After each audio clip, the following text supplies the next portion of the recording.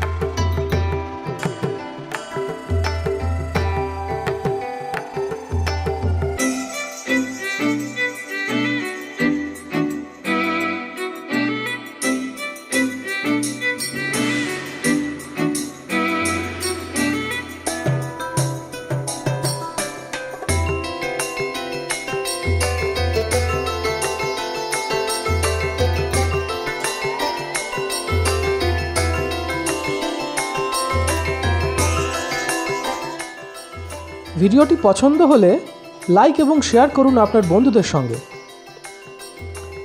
আপনি যদি ভোজন রসিক হন তাহলে অবশ্যই আমাদের চ্যানেলটি সাবস্ক্রাইব করুন, সঙ্গে বেল আইকনটিও প্রেস করবেন, কারণ আপনাদের জন্য রয়েছে আপনাদের রসনা তৃপ্তির এক অফুরন্ত ভাণ্ডার।